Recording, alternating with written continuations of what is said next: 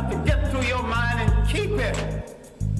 Nothing that ever came from the European mind was meant to do anything but facilitate European domination of the world. And I said there's no exception.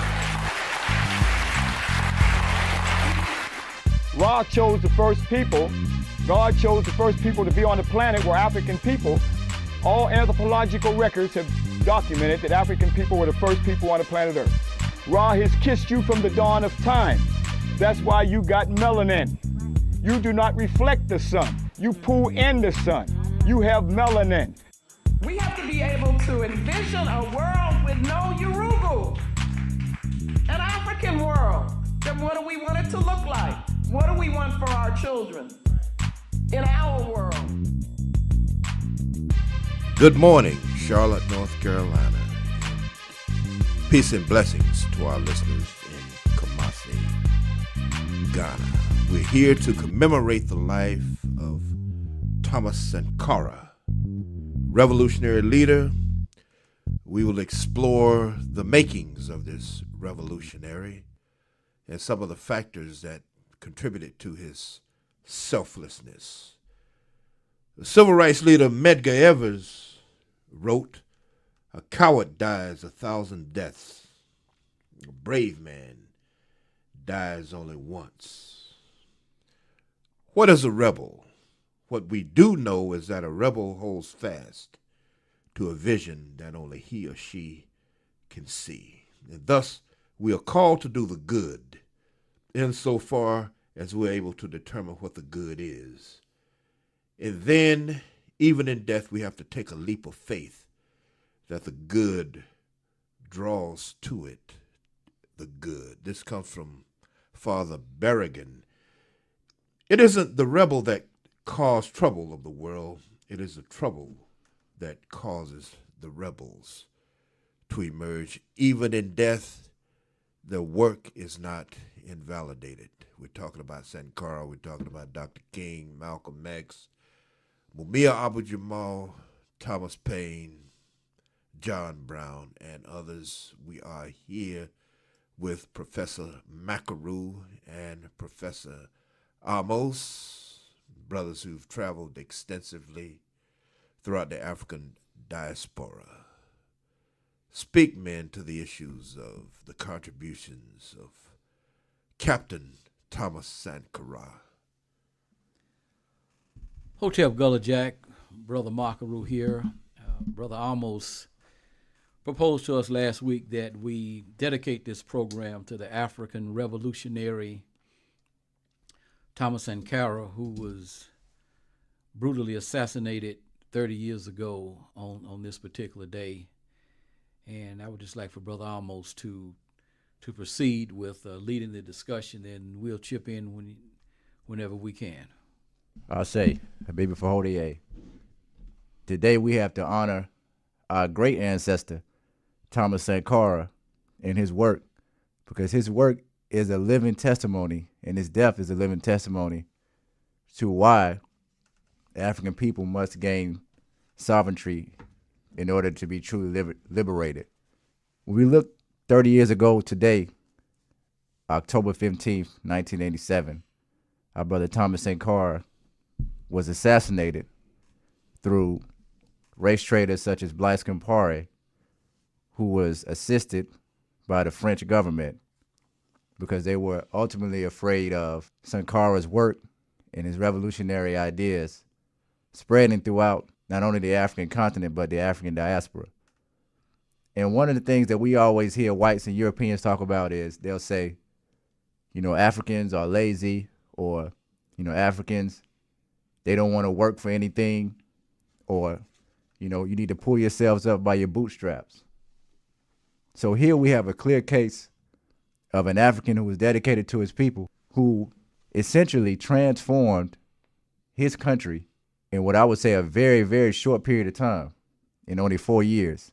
And he achieved so much during that short 4-year span that Europeans were afraid of the goals that he got accomplished, getting also accomplished in other African countries.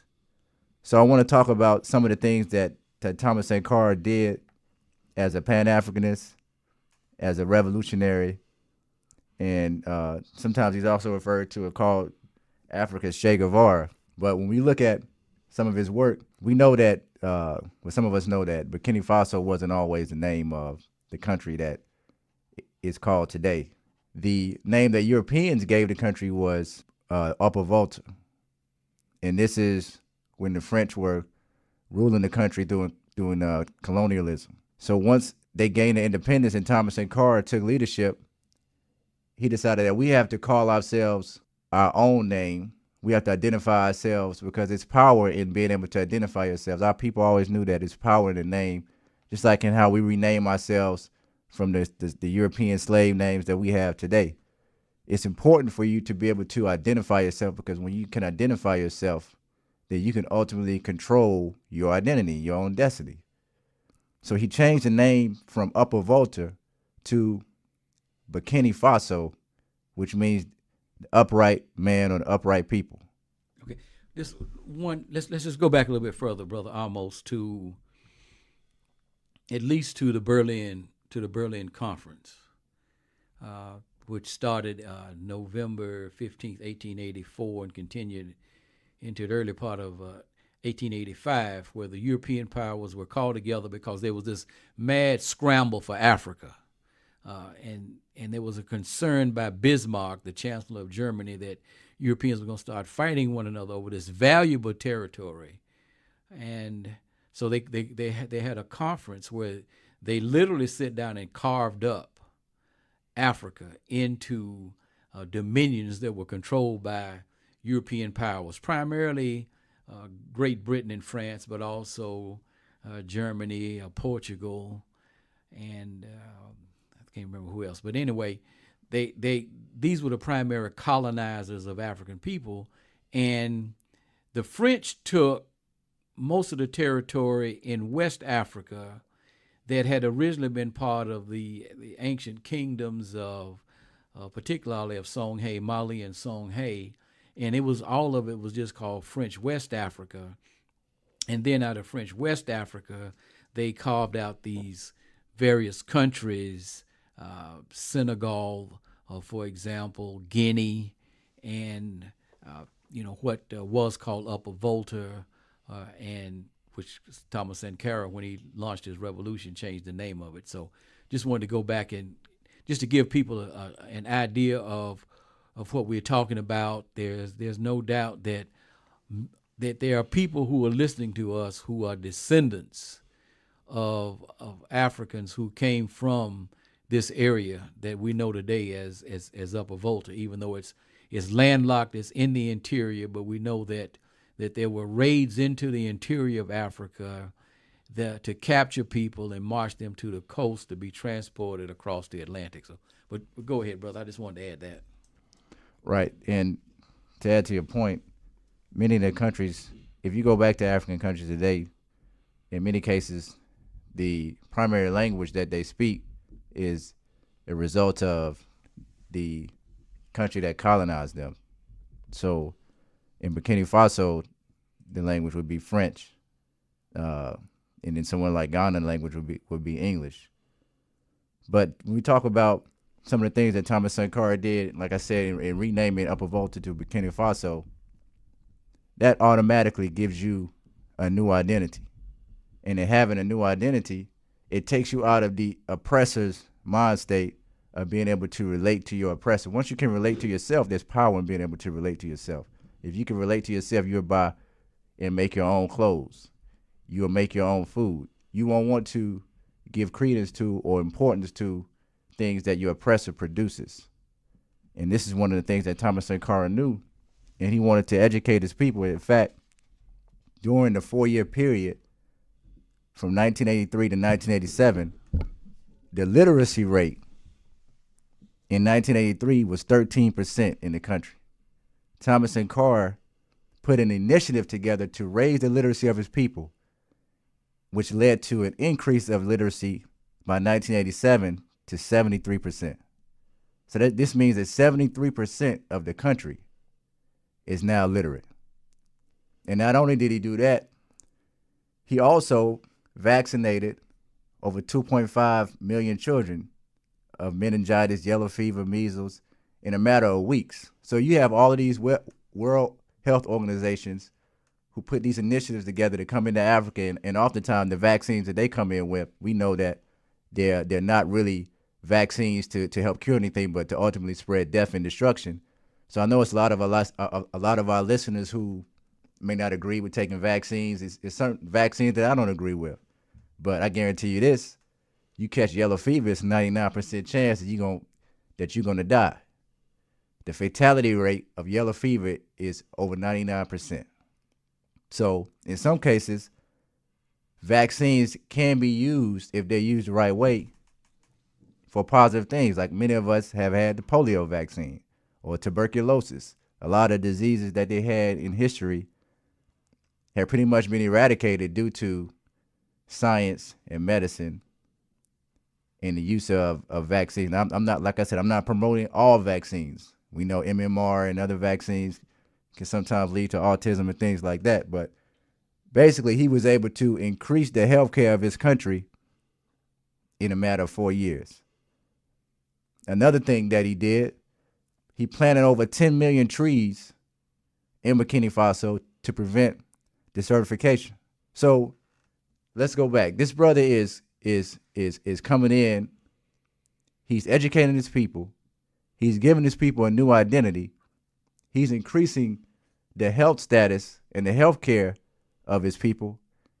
And from an ecology standpoint, he's making sure that the land doesn't go into a barren state, that you have trees, vegetation.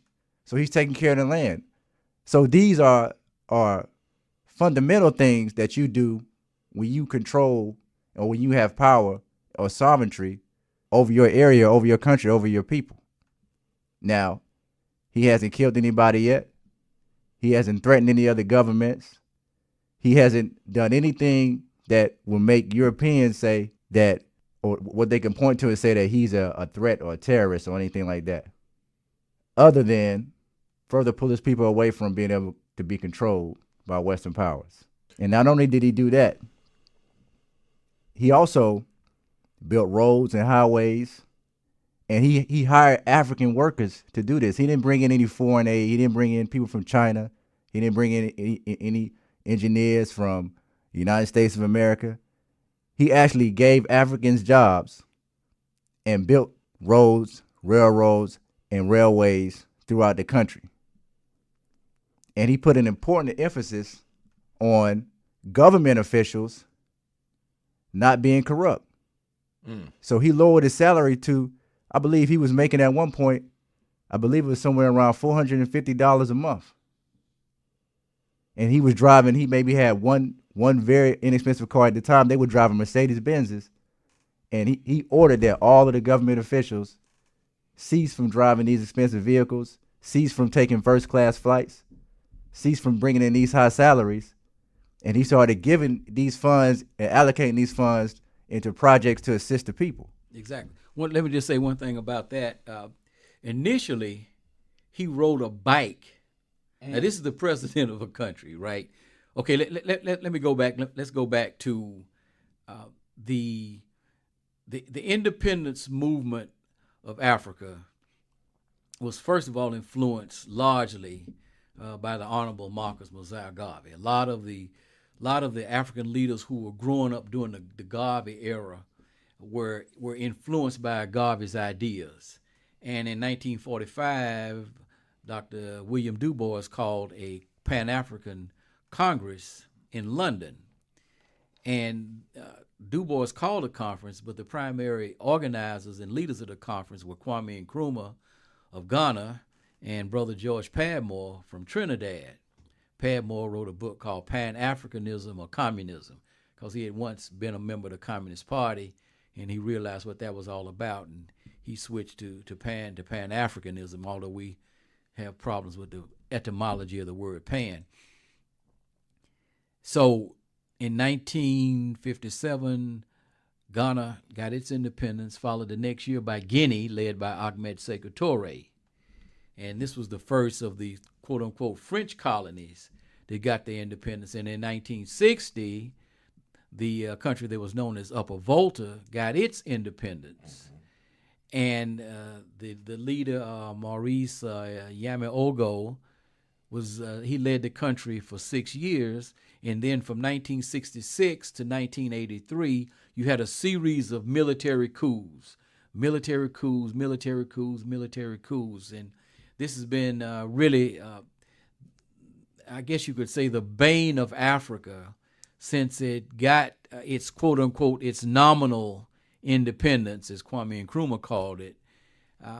That Europeans have constantly intervened, largely by corrupting Africans most of whom had been educated in Europe or the United States to act in their interests when they were progressive leaders. And Thomas Sankara, of course, we know what happened to a lot of these leaders. Of course, Nkrumah was overthrown in 1966. Patrice Lumumba, the leader of the Congo, and I forgot when I was naming the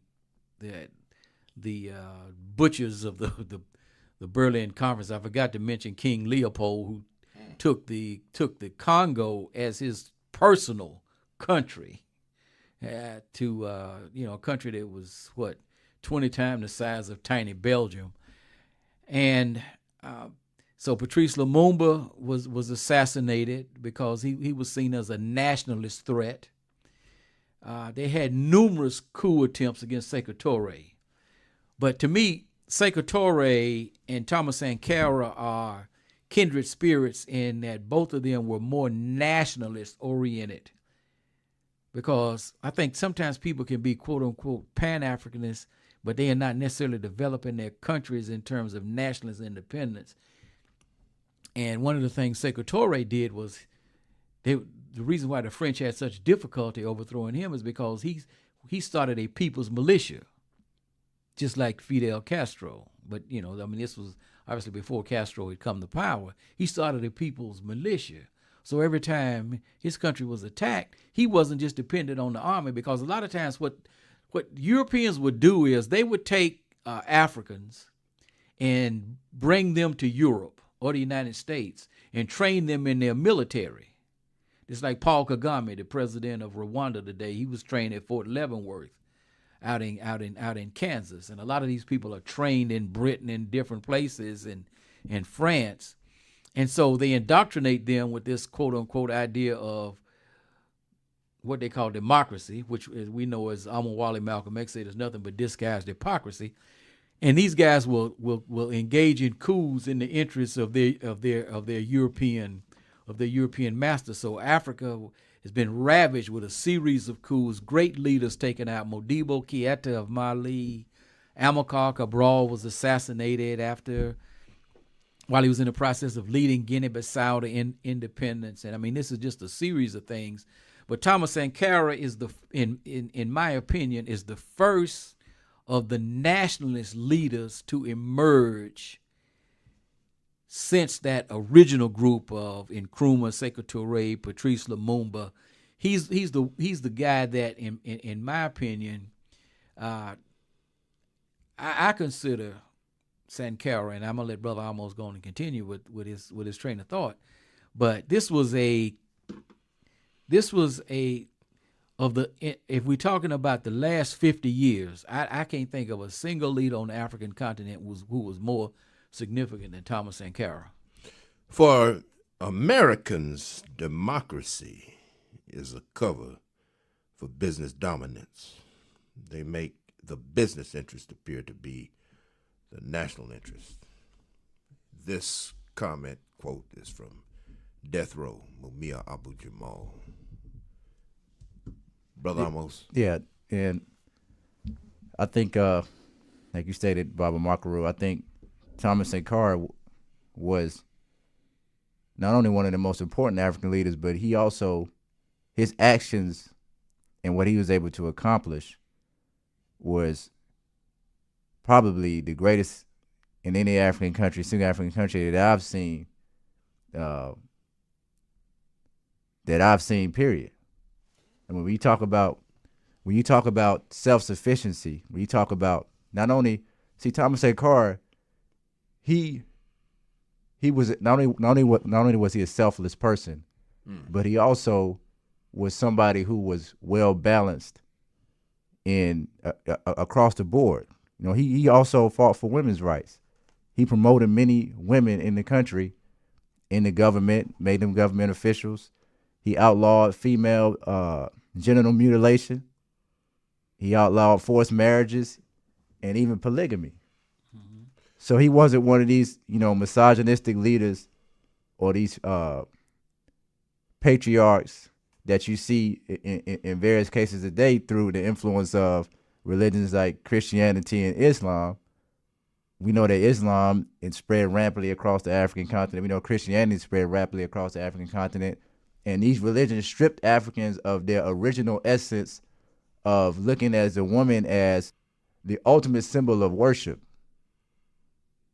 When the African people were at their greatest point, it was when the woman was put on the highest pedestal. So Thomas Sankara, in a sense, was taking it back to ancient times, like in the Nile Valley, where we didn't have a problem with the women being in leadership.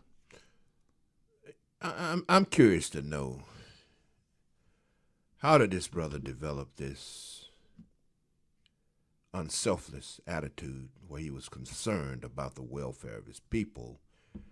We know for a fact that in 2017 and prior to that, that the biggest moral issue in the world, particularly in capitalist states, is the issue of greed. That is the primary problem in terms of morality. Greed. You know, no instrument of power, it has been stated, is probably quite as effective as taking a man or woman to the mountaintop and showing them the kingdom below. Thus, we have the bases for neocolonialism. I'm curious to know, what were the variables that made Thomas Sankara different from many of your neocolonial puppets? We can speculate. Perhaps it was African culture. Perhaps it was a deeply spiritual understanding. But can we at least speculate as to why this man emerged as a unique leader? Well, I think we know that when Thomas Sankara took power, he was 33 years old. This is why it's important for our youth to stand up and ultimately lead the fight. Even when you look in North Korea right now, Kim Jong-un is what, 32 years old? So you're talking about somebody that has a youthful mind, and some people would say that, you know, Sankara was influenced by Marxism. Some people would say that he was influenced by Fidel Castro and what he was able to do with Cuba. But I believe Sankara, I mean, ultimately he had a spirit that was an African spirit that wanted to see his people excel.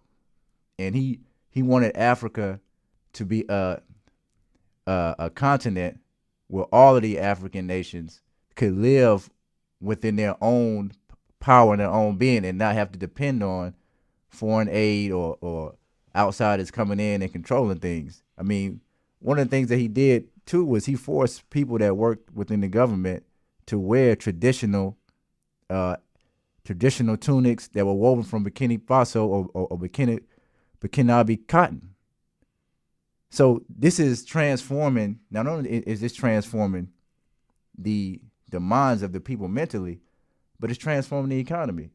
One of the things that I saw when I was down in Uganda is, in Uganda, the traditional clothing that the Ugandans would wear prior to the British colonizing them was a cloth called bark cloth.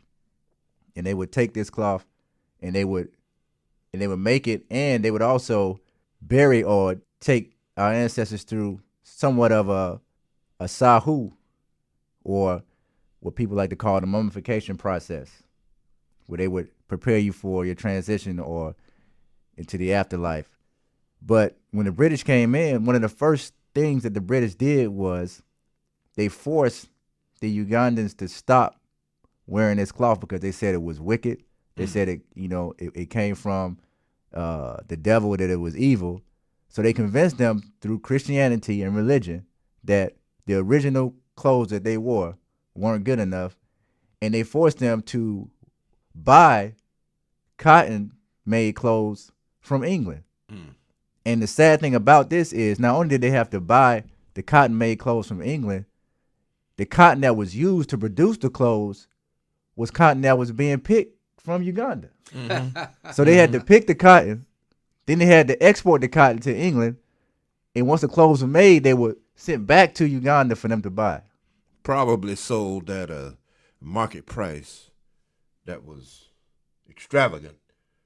Many of these countries are caught up in what Brother Wilson described as an impoverishing mechanism. Thomas Sankara, I did some study and asked rhetorically, where is imperialism? He intoned, it's on your plate. Right. Be ashamed to die until you've made some victories for humanity. Now, this is not a quote from Sankara. This comes from the educator Horace Mann. But it's obvious from listening to your brother's talk that his drive for independence runs antithetical to the European asili, the need to be in control. Perhaps we can talk about the 4 phases of white supremacy. We can talk also about the asili and its relevance then and now. Brother, you want to take off on that? Well, one of the things that we have to understand is that despite what Dr. Clark calls the Europeanization of human consciousness, despite the efforts they put forth in their educational systems to miseducate us, as Carter G. Woodson said, to indoctrinate us, inculcate us with propaganda that is designed for the white supremacy dynamic to maintain its power, there are times when all of that education backfires and somebody slips through the cracks. Now, Thomas Sankara was a captain in the military. Idi Amin had been in the military. The people who are in the military, generally speaking, are the people who come under the most intense propaganda. These are the people who, particularly when Africa moved from colonialism to neocolonialism, that is, white faces were replaced by black faces, but the fundamental power relationships in terms of economics were never changed. You had African office holders as opposed to African power holders. Now, the fact of the matter is, most of these leaders never got a chance to complete their development. It would be almost as if, let's say the British had been successful during the War of 1812. Then, so you would have had you had Washington, Adams, Jefferson, and Madison, and then all of a sudden, boom, it's over. The British win. Then the United States would have been taken out of its development after 20 years. So, and what we see is that Kwame Nkrumah came to power in 1957, and by 1966 he had been overthrown. These people, what I've written previously is that our history really, since the fall of the Songhai Empire, and I'm just using the Songhai Empire as the last of the great West African civilizations, and even though we know it started before then, really you could say that the European conquest really probably started with Prince Henry the Navigator, the defeat of the Moors at the Battle of Ceuta, Ceuta, which is on the coast of Morocco, and that was in 1415. But if we just go from the fall of the Songhai Empire, 1591, 1596, Africa, our leaders, our organizations, our governments have been constantly taken out of their development and replaced by people who would operate in the interest of the global white supremacy dynamic. Marcus Garvey, taken out of his development. Patrice Lumumba, taken out of his development. Malcolm X, taken out of his development. We see this over and over and over and over. And Sankara, who, as Brother Amos said, Sankara to me was sort of like, Dr. Wilson, Amos Wilson, calls Garvey the ultimate psychotherapist.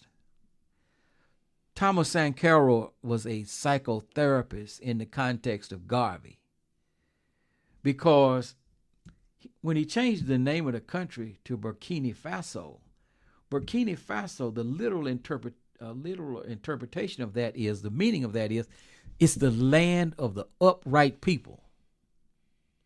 So he's telling people right now, you are people who are supposed to be upright, not bent over. Right, the living perpendicular. The living perpendicular, right? So those are, when we look at, there are people, Gullah Jack, like us, who slip through the cracks, right? You're not supposed to have that consciousness, but particularly when you are in the military. When you look at with the Europeans, a minority on this planet, have to rule large territories by proxies.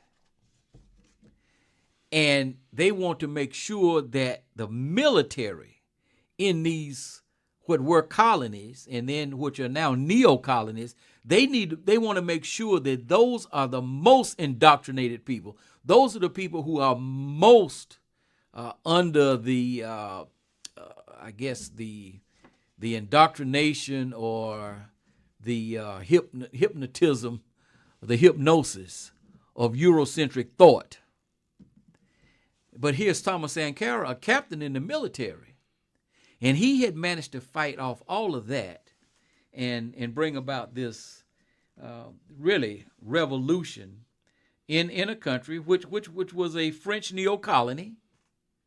It was a French neo-colony. Let's just face the fact. Like, Brother Amos said, I don't know how many of these, Brother Amos, you might have mentioned, he vaccinated 2.5 million children against meningitis, yellow fever, and measles in a matter of weeks. I almost mentioned the literacy rate, how much it improved. Same, just like Castro did in Cuba. The 10 million trees, because the Sahara Desert is ever expanding, and Burkina Faso would it be considered part of the Sahel? Mm-hmm. It's creeping in, so the desert is creeping in. So he planted the 10 million trees.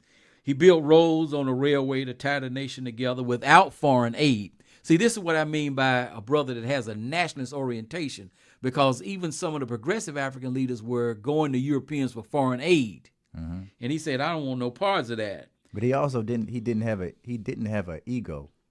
Okay. And see, that's key, because in many African countries now, you have this big presidential palace. Mm-hmm. And then right across the street, you see people living in poverty. Exactly. So one of the things Thomas Sankara did was he didn't even allow people to hang his picture anywhere in the country, because he said that he wanted it to be 7 million Thomas Sankaras, essentially saying that he's with the people are him. So it's no need for anybody to worship or praise him. Exactly. And this is where a lot of leaders fail, because the corruption comes from these Western countries, the United States, the UK, France, Spain, Portugal, whoever, Italy, whoever, going to these leaders, corrupting them, making them rich. And because they have an ego and because they're selfish, they will pretty much say, the hell with everybody else who lives in the country. They're willing to keep the country where it is, ultimately to benefit personally for themselves. So you saw when Blaise Compaoré killed Sankara, and when he took over, he reversed everything that Thomas Sankara did. Why would you not want your people to be literate? Just think about that. Why would you not? The European didn't allow African people to read because they knew that people who were uneducated could easily be controlled and dominated. This is why when you go to other countries, people say, oh, this is a third world country over here. or this is a poor country.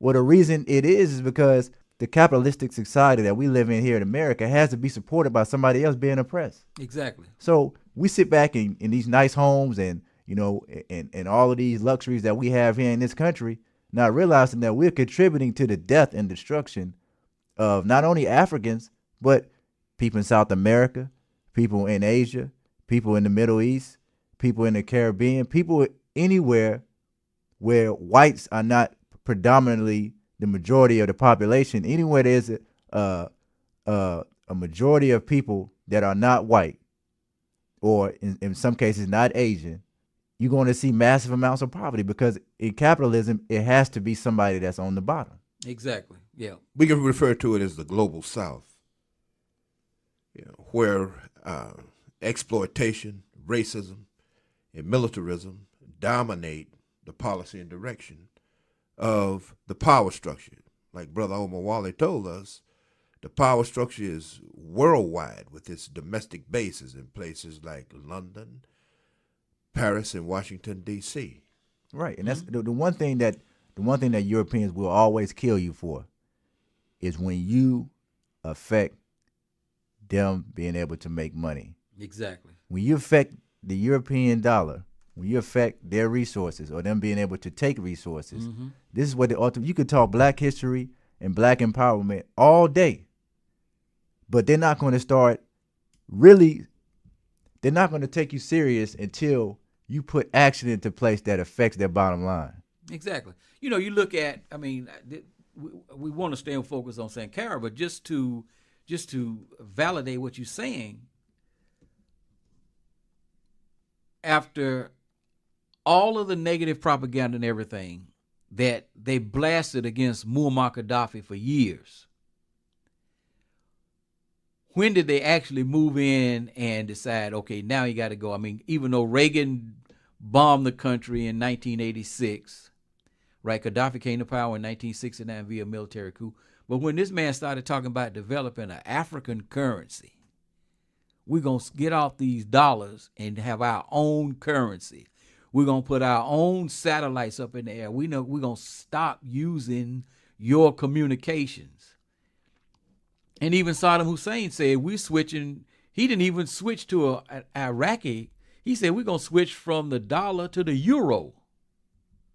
That's just to validate what Brother Amos is saying. That's when you become a real threat. But just check out the mentality of this brother. His brother Amos said he appointed females to high governmental positions, encouraged them to work, recruited them into the military, and granted pregnancy, leave of absence during education. Because he said he sold off the fleet of Mercedes. He reduced the salaries of everybody, included his own.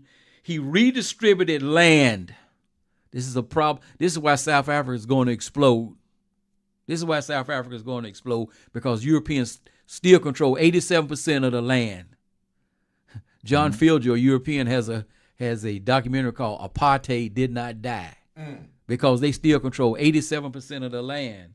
And this is the one mistake Robert Mugabe made. We can talk about it later, when he didn't finish off the Europeans on the battlefield. He signed a deal with the crooked Americans and the British.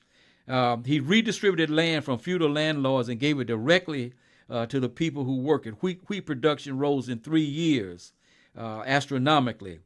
He opposed foreign aid, saying, "He who feeds you controls you." I know our good brother Reggie Singleton at the Mills Place with their community garden is always talking about that. He who feeds you controls you. What did he say here? Check this out. He refused to use air conditioning in his office on the grounds that such luxury was not available to anyone but a handful of people. His brother wouldn't even use air conditioning because the masses of people. Right. If everybody don't have it, why should I have it? If everybody doesn't have it, why should I have it? Right. And I almost mentioned, about the 7 million, Thomas Sankara's, because, he understood. He required public servants to wear a traditional tunic woven from Burkina Faso cotton and sewn by Burkina Faso craftsmen. In other words, we grow cotton. We know how to make clothes. We know how to sew. You can only wear clothing that is produced from cotton in our country. See, to me, this is beyond. I mean, as great as Nkrumah was, and like I said, the only other person to me that had this type of nationalistic consciousness. Now we don't know about Lumumba because he never had a chance, but Sekou Touré is the only other one that had this type of independent. Because when Guinea got its independence, France was determined that Guinea would fall, and so they even ripped the telephones out of the wall. They left Guinea with nothing. They said they will fall within 3 months.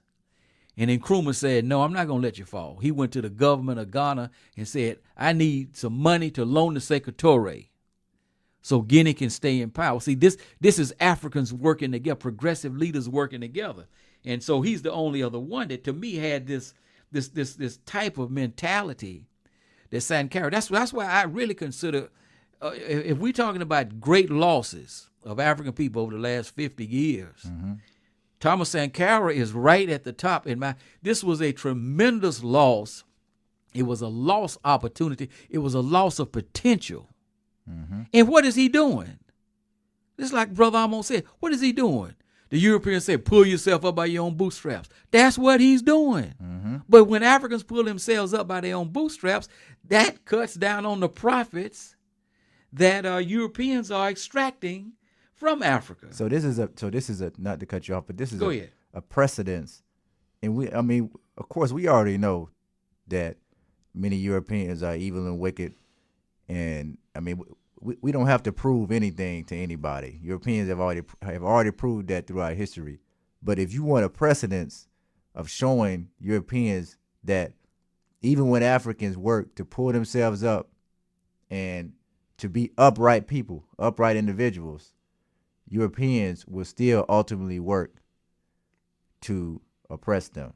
And we have evidence of this right in the United States. You had a per capita income in Tulsa, Oklahoma, right, that exceeded that of people of European extraction. And yet Tulsa, Oklahoma was destroyed. So it's damned if you do, damned if you don't. Heads you win, tails I lose. It was type the same of situation. Yep. Yes, sir. It's the same situation. Thomas Sankara's leadership and his death is somewhat similar to Maurice Bishop's leadership and his death in Grenada. When Ronald Reagan sent in the U.S. forces and invaded Grenada, and he did some of the same things. He raised the literacy rate of his people tremendously. He provided people with jobs, income. The country was vastly exceeding expectations, and they were afraid that his ideals would spread to other countries in the Caribbean. They tried to say that he was a communist or associated with communism, but ultimately, like they always do, they work with internal forces, people who are selfish individuals, corrupt individuals, to ultimately assassinate and remove, or through a coup, remove these great leaders from power. Yeah, with Maurice Bishop and the New Jewel movement, they were the excuse that the imperialists used was that he had the Cubans were building the airport. Always a pretext. There's always a pretext. And so guess what they said? The airport was going to be used. The airport was going to be used by the Soviet Union. My Lord. To land, to land planes there, and that Grenada was going to become another Cuba. All right. So that was the excuse that they used, and then they claimed that these American students who were going to school down there were their lives were being threatened. They will make up any kind of lie. I mean, it can be the most outrageous thing. The students were in the dormitories doing what students do, partying, drinking, and having sex. When the U.S. Marines busted into the university and said, "We came to rescue you," they said, "Rescue us from what?" I mean, this is really a damn shame, and I think that the term they use in the State Department is to destroy the virus, destroy the contagion. Whether we're talking about Maurice Bishop in Grenada or the Vietnam, the National Liberation Front, it's the same concept, the same pretext, the same themes. Vietnam is in the news again. Okay. The criminality of that ordeal will never be articulated by Ken Burns or anyone else. But, back to Grenada and the pretext that was used, Brother Amos Wilson told us, he said he thought it very interesting that a gentleman by the name of Colin Powell was appointed to head the U.S. forces when they were waging war against African nations. Grenada, a country whose population you can fit comfortably inside Yankee Stadium, its major export being nutmeg. This is embarrassing. Absolutely, but this is what we have to understand, Gullah Jack. Europeans are focused on potential because they understand what Africans have accomplished. If the masses of our people don't understand, they have studied our history, they have studied our psychology, and they know our history. I heard Jawaza Kunjufu, brother who by no means is a radical. In tone, they know more about you than you know about yourself. Exactly, and I was saying last week, they don't leave anything to chance. I remember. But when they see potential, and then see here not only with Sankara, not only do they see potential, but they see how successful he has been and how the masses of people in Burkina Faso were benefiting from his programs. When you're talking about literacy going from 13% to nearly 80%, and the man was only in power 4 years. Wow. He was only in power for 4 years, and he made all these. So Africans sitting around in Cote d'Ivoire, Cameroon, Benin, say, "Wow, look at that!" Because when the independence movement was underway, when Ghana began to struggle, it lit a fire across the whole continent. So now what happens if, and I say this, within the context of repatriation, we need a massive struggle against neocolonialism. There has to be a massive struggle against neocolonialism, and that struggle against neocolonialism has to be followed by some type of consolidation. I mean, if you don't have anything more than what the European Union has, you got to have something, because these countries, which are really a lot of times just nothing but fabrications of just cobbled together, as tiny countries, Togo, Equatorial Guinea, how are these countries going to defend themselves? You need a United States of Africa. It's like saying Texas could defend itself against China. Well, Texas would get wiped out. But Texas is part of the United States. So Africans have to have the same mentality. Ghana, Guinea, Sierra Leone, Zimbabwe, Angola, Mozambique, Namibia, or what did Trump say? Nambia. Oh. So anyway, we got to see.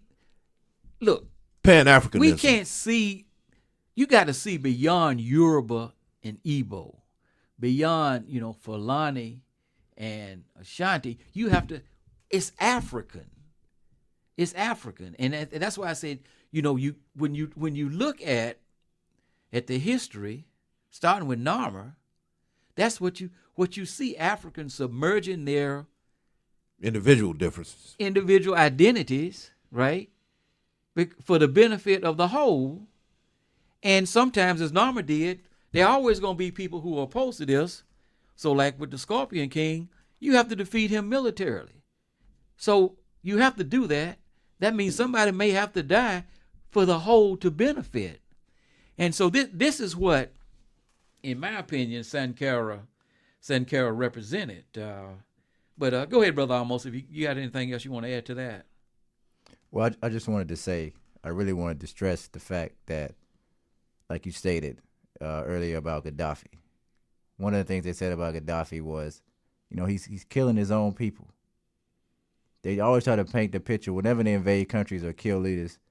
They try to paint the picture that these leaders are, terrorist leaders. Like, Saddam Hussein is killing his own people. Assad is using chemical weapons on his own people.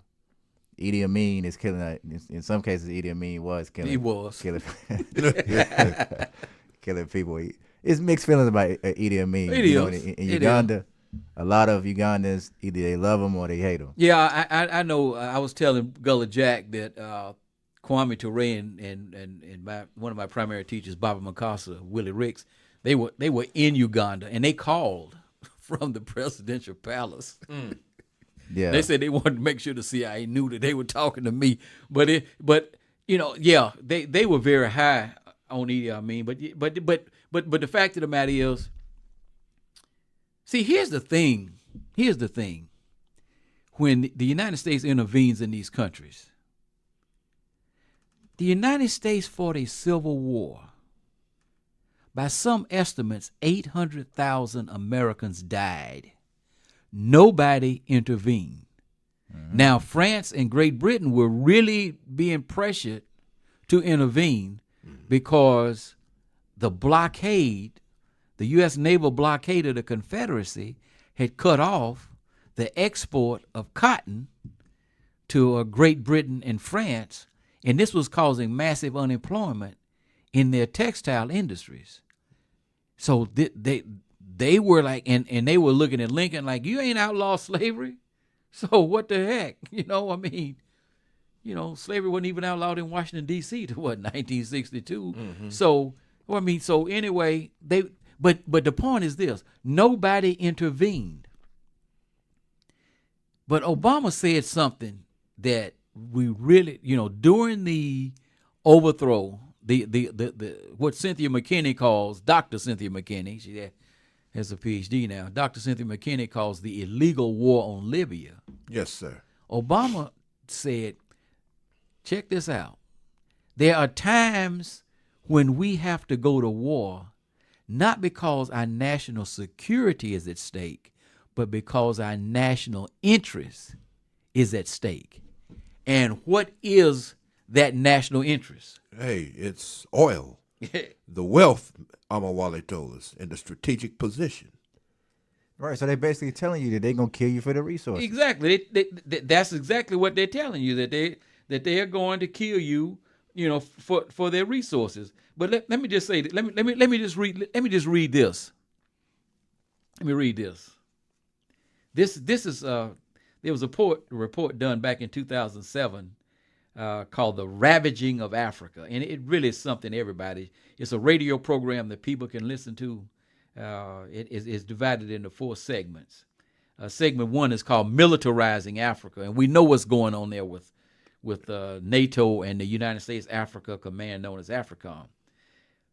Nearly 80% of the strategic minerals the U.S. requires are found in Africa, including 90% of the world's cobalt, 90% of the platinum, 40% of the gold, 98% of the chromium, 64% of the manganese, 1/3 of the uranium.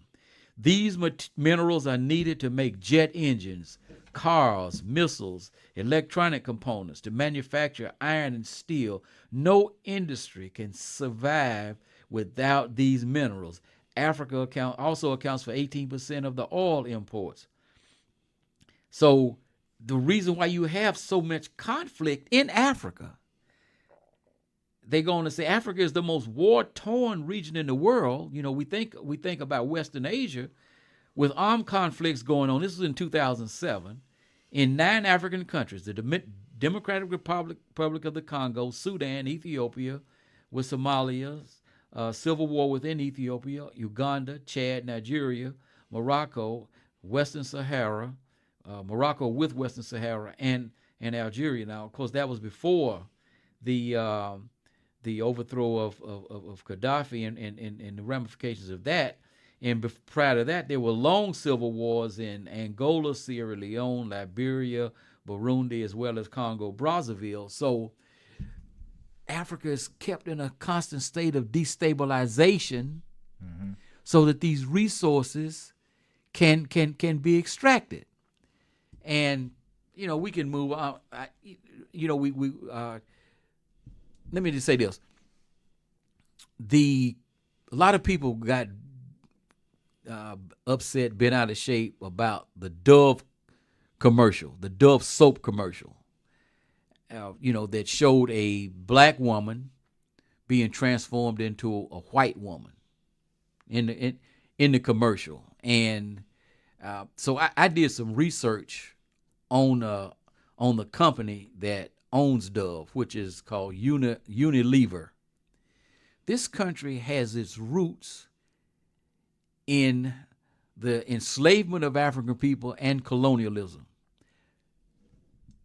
3 of the main ingredients that they use to make soap came from Central and West Africa: palm oil, palm kernel oil, and groundnut oil.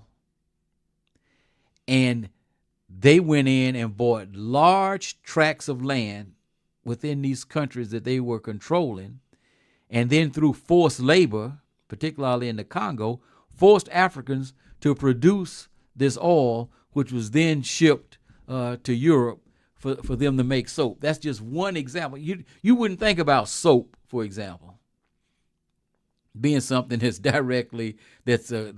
a key ingredient of colonialism.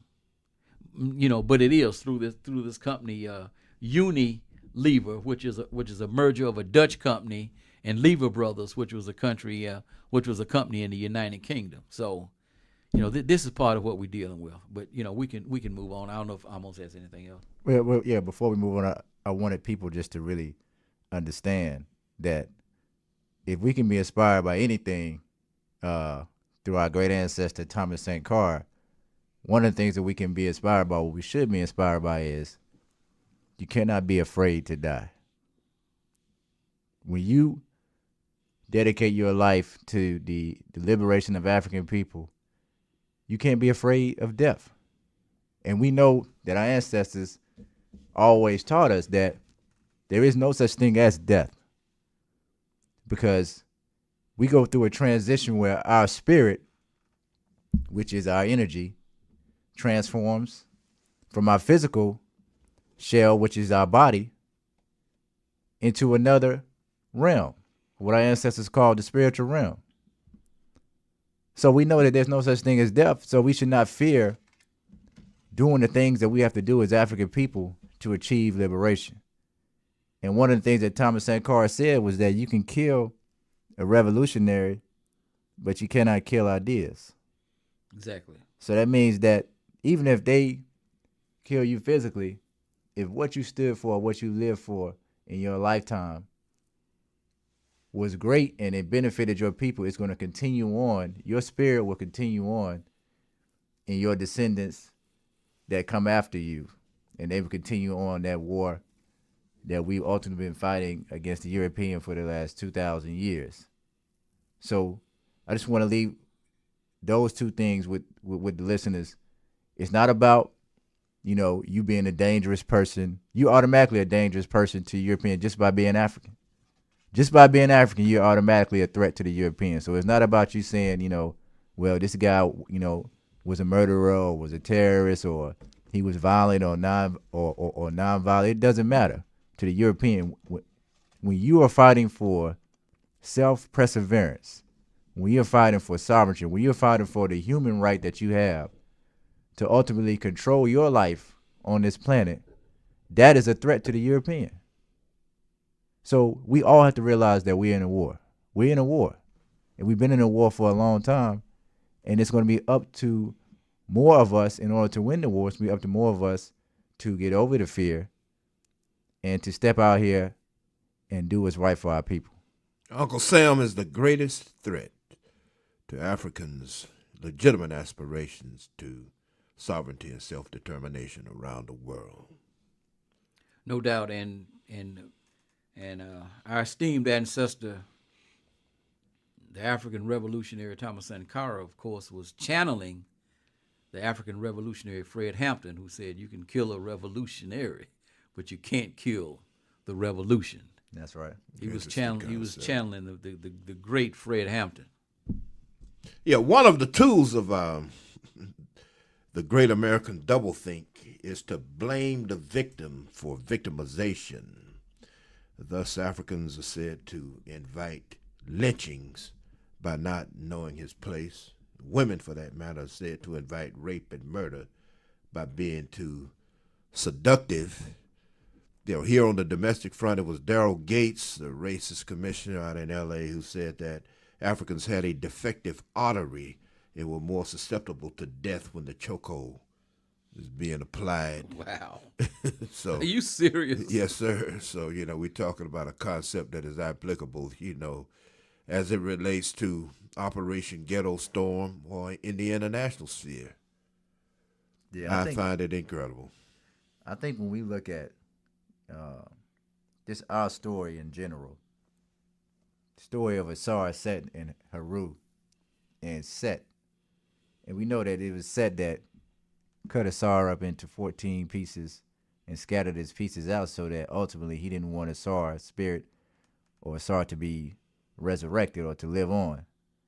And essentially that's what the European has done in many cases to African people. That's why that story is so important, because that story is teaching us from the beginning of time that African people had the righteousness and had the ability to reinvent themselves to all of the things that we've been through the Ma'afa, Mangamizi, or people call it the Great Disaster, the transatlantic slave trades, Europeans would call it, colonialism, all of the African liberation wars that have taken place in the diaspora. We talk about the Haitian Revolution. What did they do?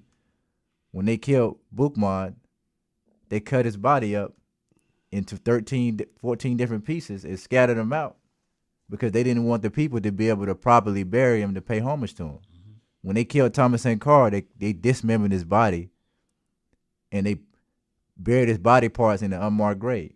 Right. When they killed Didan Kamathi, they buried him in an unmarked grave. They do these things because Europeans know that it's a spirit inside of the African. It's a spirit inside of the African to where we can genetically connect to our ancestors and we can pull from our ancestors and gain strength. This is why they try to always disconnect us from. This is why history is important, because our ancestors said that you should know who you are, know yourself, know thyself, as the Greeks would say. That's more of a Greek term, but our ancestors were telling us that it was Haru who had to know who he was to rise to a certain level to be able to defeat his uncle Set. And Europeans know for African people to ultimately defeat them,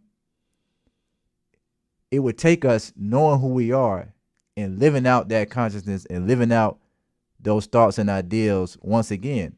So this is why they use these tactics, because they know that if they can suppress any way for you to pay homage to your ancestral lineage or to those great freedom fighters and those great revolutionaries, then ultimately it will help them not have to deal with you becoming a freedom fighter or a revolutionary.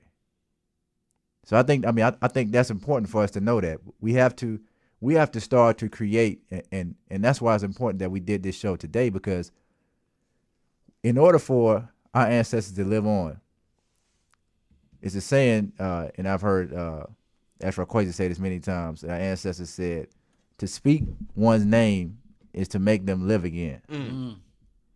So when we speak and we pay homage to these great ancestors, it's making their spirit and their work live on within us. It's the reason why Europeans evoke Columbus Day.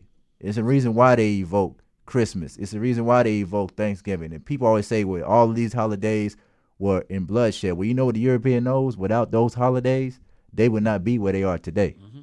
And this is why we have to invoke our ancestral spirit. We have to invoke our ancestral days. We have to invoke everything about our culture so that we can live on and we can be prosperous people. Exactly. Marimba, Dr. Mama Marimba Ani, the brilliant African scholar, activist, warrior queen, said that, you know, when we call the names of our ancestors, we empower ourselves. When we call the names of Europeans, we empower them.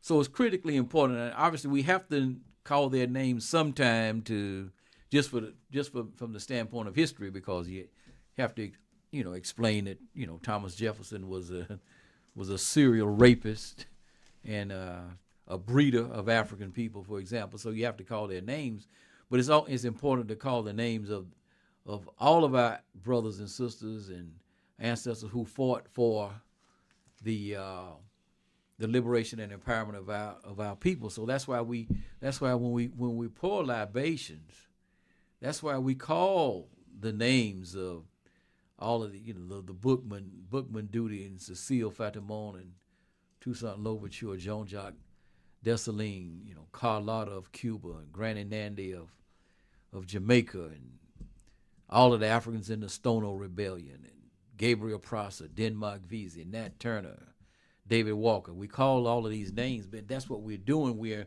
empowering ourselves, because one of the things that Dr. Maulana Karenga said is that we study history for 3 reasons. 1, to learn its lessons. 2, to absorb its spirit. And 3, to emulate its highest achievements. So when we look at our history, there are a lot of lessons to be learned. The lesson that Brother Amos just pointed out there about the symbolism of what a sword, Set, and Heru and Set, what all of that represented, the symbolism, the lesson that we learned from that. We learn from our mistakes. There are lessons to be learned from the mistakes that we made.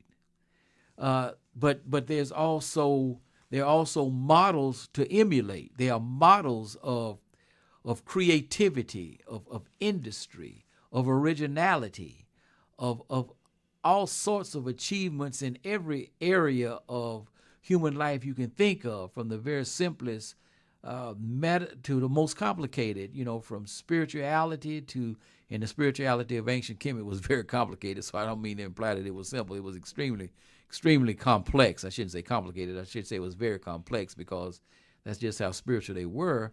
But we all of the achievements and models to emulate, manhood and womanhood under duress, you know, sailing across the Atlantic. What did we do? You got to be laying there thinking, what did I do to be in this condition? But there was a spirit of resistance and resilience. Our people have always been very resilient, and there's a spirit of warriorhood. Yes, sir. We gonna fight. You know what I mean? Look, that's like I almost say, hey, everybody's going to transition out of this physical realm anyway. Why not do it fighting for your liberation? You know, one of the things that, you know, I say is that most of us are not at war with white supremacy, but white supremacy is at war with all of us, whether we know it or not. And the war is sometimes it's a high intensity war.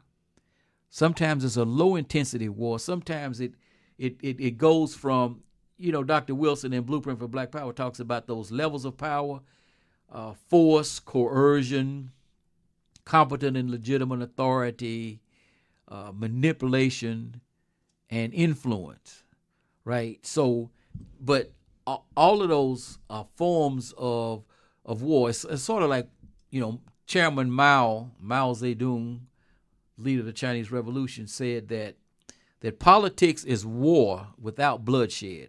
War is politics with bloodshed. So the war is being waged all along. Just because somebody may not be physically bleeding, you know, when your psyche, you know, you talk, Gullah Jack, a lot about psychic violence. Yes, sir. Then that's a form of war, right? Yes, sir. And you have, brother, spoken of Stephen Biko. The greatest weapon in the hands of the oppressor is the mind of the oppressed. The final arbiter of power being forced to mimic Dr. Wilson, and that power lies overwhelmingly in the hands of the European. But war has been waged on all fronts, economically, psychologically, politically, humanly. We've been talking about Thomas Sankara. Let me, before I forget about it, because I mentioned Robert Go ahead, Mugabe brother. earlier, and we know that Robert Mugabe, a tremendous African warrior, they had to engage in armed struggle to liberate their country from the white supremacists, a tiny minority led by Ian Smith in the country that was then called Rhodesia, named after the imperialist dog Cecil Rhodes.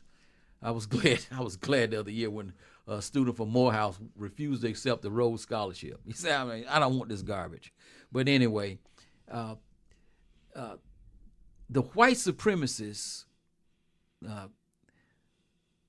were defeated on the battlefield. ZANU, the Zimbabwe, you had two major liberation movements there, the Zimbabwe African National Union and the Zimbabwe Africa People's Union.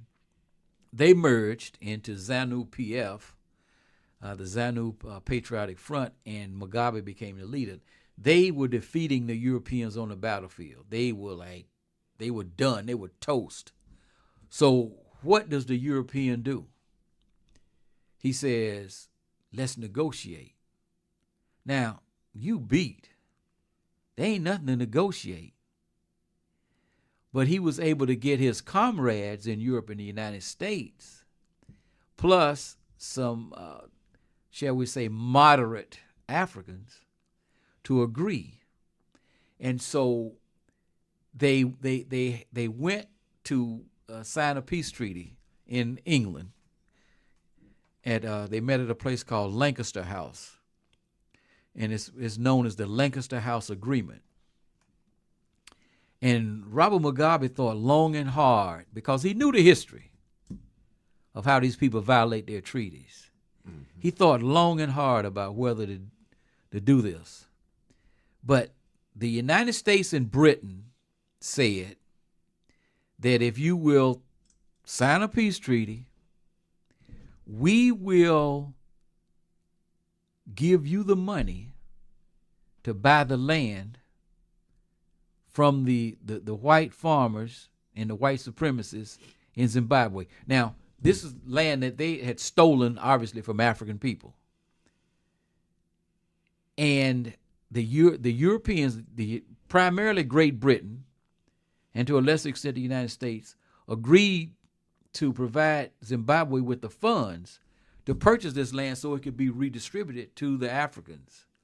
It's a shame when you got to buy your own land from a thief.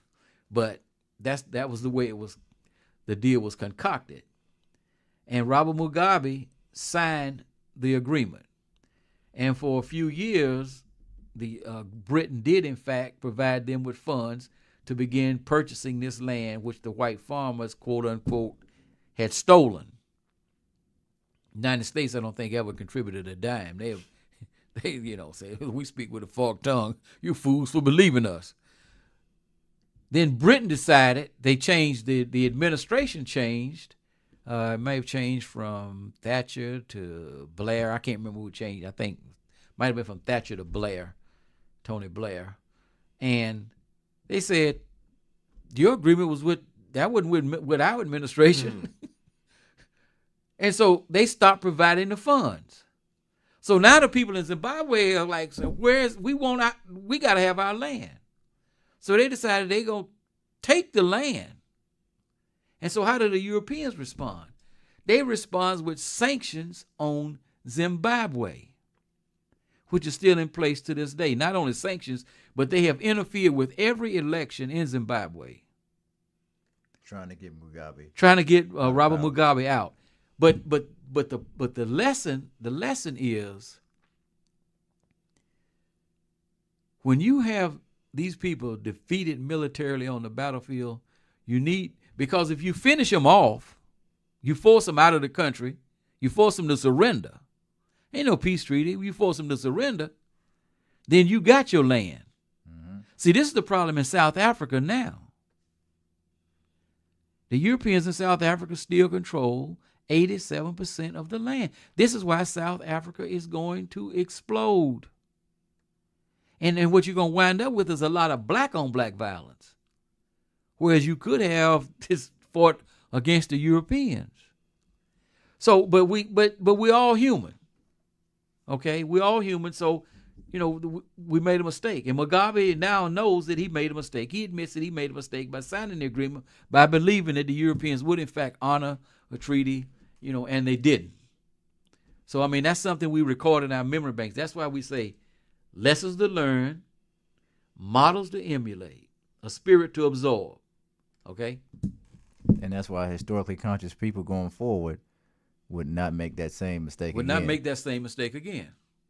This week I was really looking at a lot of things on social media and just in the news in general.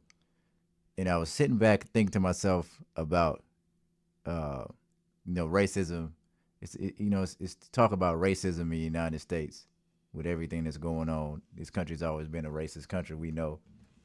But we're talking about, the national anthem and the disrespect of the flag and all of these different things that's going on. And, as Dr. Francis Cress Wilson, Neely Fuller, Khalid Muhammad, and all of our teachers have taught us is that in order for racism to exist, you must have power. You can't be a racist without power. You can't be a racist without power. So, essentially, African people, instead of focusing so much attention on fighting to put an end to racism, what you should be focusing on is fighting to gain power. Mm-hmm. Because once you gain power, then somebody else's racism has no influence over you. We're talking about countervailing power systems to neutralize the power that the European has. Thus, the significance of nationalism, as Brother Wilson used to say, nationalism has many faces. He said it's the bane and harbinger of destruction for those imperialist tendencies on the part of the European. Right. So to your point about the decision that Mugabe made, if he understood that he was taking the power from them by taking it by destroying them on the battlefield, then there would be no need for him to sign a reform or anything. One of the things I respect that Idi Amin did is he actually went down in Kampala and in Uganda, Kampala being the city in Uganda, he actually went into the city and took the businesses from the Jews and the Indians who were destroying the economy by running all of the businesses that were in Uganda. He actually went down the line and picked Africans and said, this is going to be your business right here, and gave the businesses in the land to the people. Exactly. Yeah. That's power. That's power. And now you have a neocolonial situation, Gullah Jack, where Come on with it. Europeans, in the United States, they have what's called the second-hand retailers market, and what these people do is clothing is donated to charity. They take the excess clothing, which they can't give away, and resell it in Africa.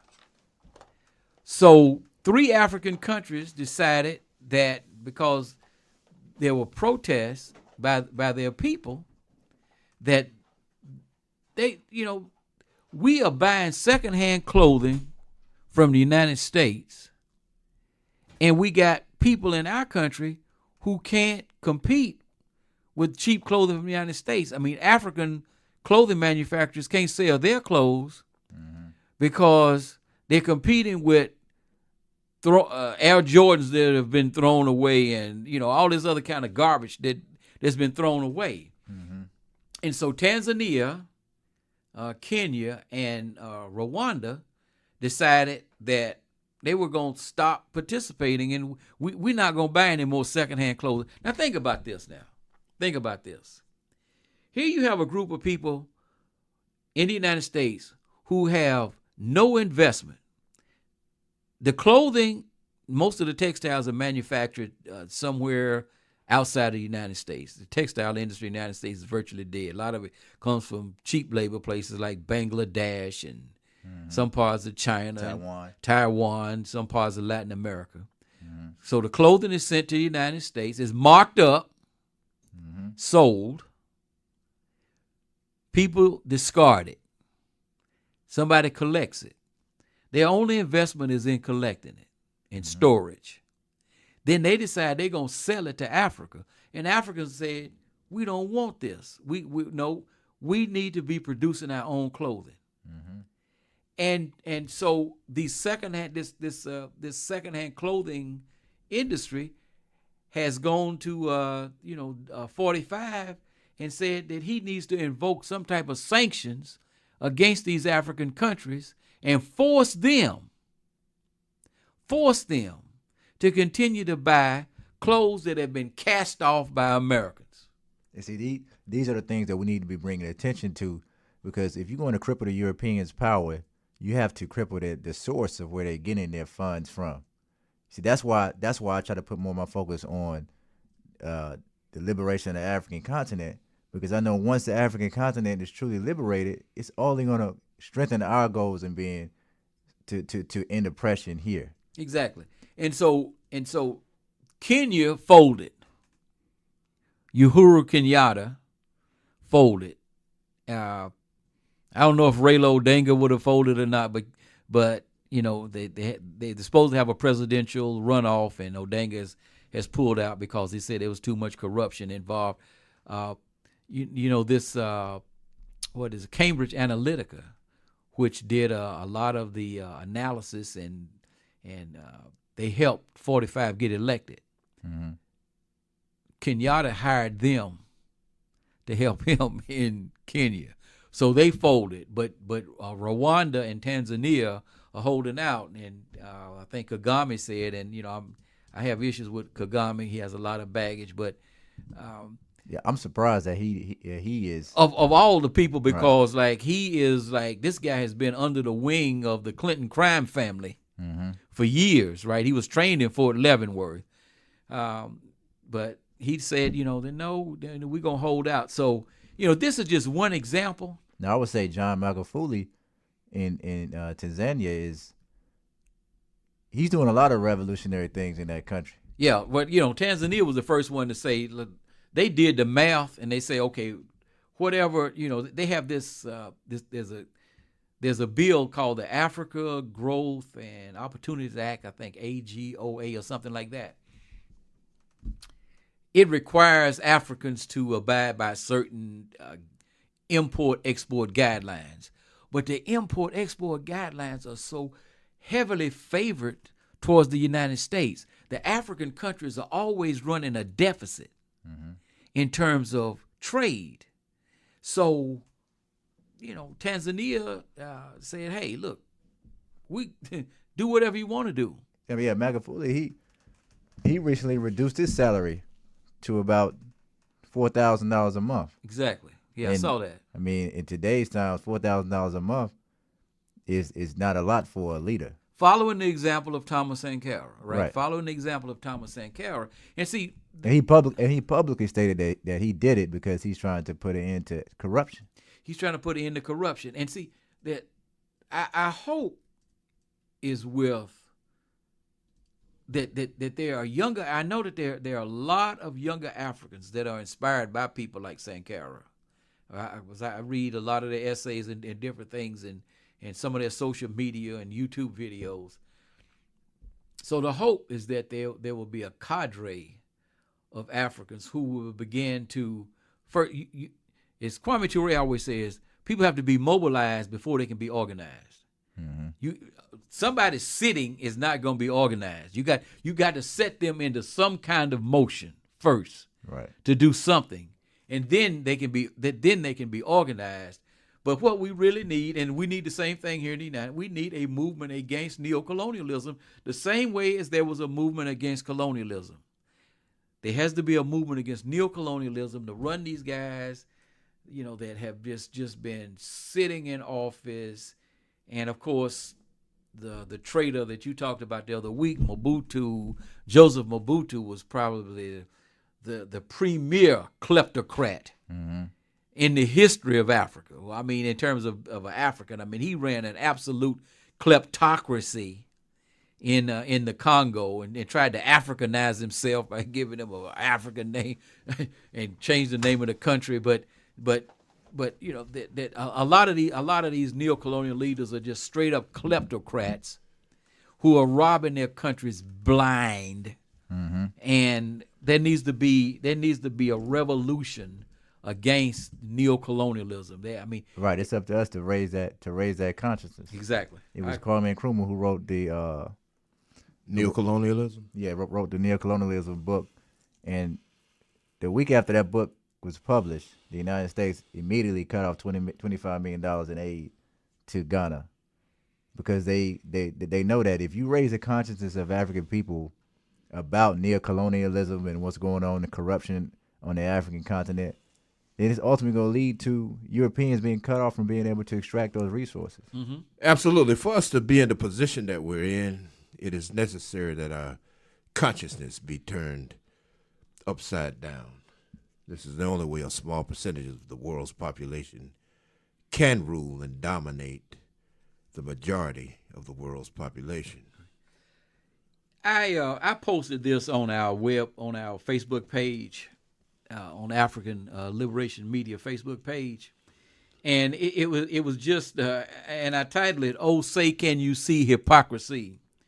And what it is it's a graphic, and since almost every week we mention something about the National Fascist League and the protest or whatever, and this particular thing says it's talking about the protest. It said, "Let me get this straight. Every day 20 veterans commit suicide. Every day 40,000 veterans sleep on the street. Every day in the United States, on any given day, there are 40,000 homeless veterans. But kneeling during this Francis Scott Key song is supposed to be disrespecting soldiers. What's really disrespecting soldiers? You got 40,000 people that have served on a nightly basis, and the numbers go up and down. And I used to work in the homeless environment. With a lot of homeless people, and it is astounding to see the number of people that are former U.S. military, and we haven't even began to see the impact of the PTSD that's going to come out of these wars in Iraq and Afghanistan, because the average age of these guys that are doing this, the average age of the guys who are committing suicide is 60. Meaning that they would be like Vietnam era veterans. So, go ahead, brother. Well, brother, I just wanted you to interject a positive thought, something uplifting before we close out. Okay, so I want to go back to our subject for today, the African revolutionary Thomas Sankara. And this is a quote. I don't know where I got it from, but I'm going to go ahead and read it. "The Sankarist Revolution was one of the greatest attempts at popular and democratic emancipation in post-independence Africa. That is why it is considered a novel experience of deep economic, social, cultural, and political transformation, as evidenced by mass mobilization to get people to take responsibility for their own needs with the constructions of infrastructure, dams, reservoirs, wells, roads, and schools through the use of the principle relying on one's own strength." This is the African Liberation Media. What we believe is a process rather than a finality. Finalities are not God. We want to thank you for tuning in. Peace and blessings. Ashe. Power or the lack of power. I want to repeat this. Power or the lack of power. If your education in this institution is not about gaining real power, not jobs, because your jobs do not represent power. Not getting elected, that does not represent power either. Buying your houses and fine clothes does not represent power. If it is not about real power, you are being miseducated and misled, and you will die educated and misled. If your study of Black history is merely an exercise in feeling good about yourself, then you will die feeling good. The study of history then must be more than the pumping up of your self-esteem and the pumping up of your pride.